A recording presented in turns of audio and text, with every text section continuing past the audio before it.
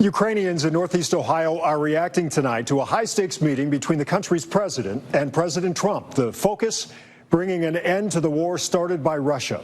Despite being an ocean away, many here say the violence could not feel closer. That's because their loved ones are still living in Ukraine.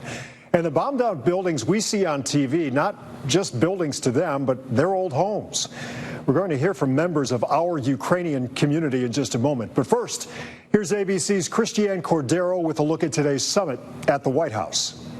In a 180 from his last White House visit, today Ukraine's President Zelenskyy received a warm welcome from President Trump, along with some of Europe's top leaders. The group held discussions about bringing an end to the war in Ukraine, now raging on 3.5 years after Russia invaded. We are very happy with President that all the leaders are here, and the security in Ukraine depends on the United States and on you and on those leaders who are with us in our hearts. The summit comes days after Trump's meeting with Vladimir Putin in Alaska. Trump today said Putin may be open to one of Zelenskyy's demands. Zelenskyy has been adamant peacekeeping reinforcements are necessary to prevent Russia from invading again in the future. In a very significant step, President Putin agreed that Russia would accept security guarantees for Ukraine. But it's unclear what those security guarantees may entail. Trump offered few details other than saying it'd be a joint effort by the U.S. and Europe. I think that the European nations are going to take a lot of the burden. We're going to help them, and we're going to make it very secure. But today, the Kremlin said any plan that involves NATO troops are, quote, unacceptable. The Alaska meeting with Putin ended without a ceasefire agreement. Trump previously warned such results would warrant consequences, but later shifted to say he'd rather see a long-term peace agreement.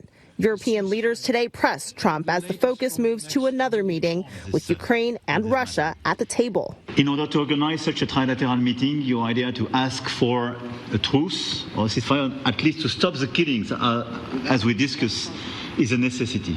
Afterwards, President Trump called Putin and said they are beginning to arrange a trilateral meeting. In the meantime, the war rages on. Russian airstrikes in Kharkiv last night killed at least 7 Ukrainian civilians, including 2 children. Christiane Cordero, ABC News, the White House. For local reaction to today's meeting, here's News 5's Kaylee Olivas in Parma. It's been 3 years since Russia invaded Ukraine, and it seems there may be an end to this war on the horizon as Presidents Trump and Zelenskyy met on Monday, giving hope to Northeast Ohioans who have ties to Ukraine. Hard. I don't have any words to put into words. As friends, family, and children are killed in Ukraine and have been suffering since February 2022. It's starting to hurt a lot more, only because now I see that this is not just kind of like a political conflict.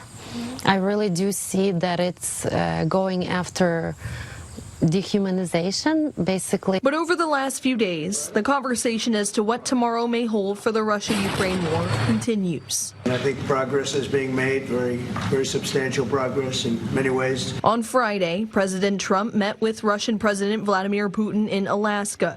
The finer details not shared following the 2.5-hour summit, but Trump claims headway is being made. I think nobody knows except 72 hours later, and Zelenskyy, along with a handful of other European leaders and Trump, met at the White House to further the discussion.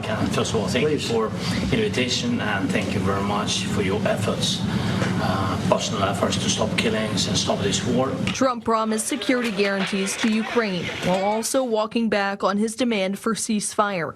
It's a previous desire Northeast Ohio Ukrainians still want to see immediately. I don't think people deserve it. Not only the Ukrainian people, the world doesn't deserve it. Trump agrees. He says he wants to stop the loss of lives and is hopeful a trilateral meeting between him, Zelenskyy, and Putin will do just that. And I think there will be a reasonable chance of ending the war when we do that. But for Diana Gabyok, she has a hard time believing the Russian president will back down. It will be a success, but I don't think that we should be trusting President Putin on what he's gonna kind of say that he will end or this conflict or whatever. Things are never permanent in his language. So far, there's been no indication as to if or when the war on Ukraine will end. For News 5, I'm Kaylee Olivas.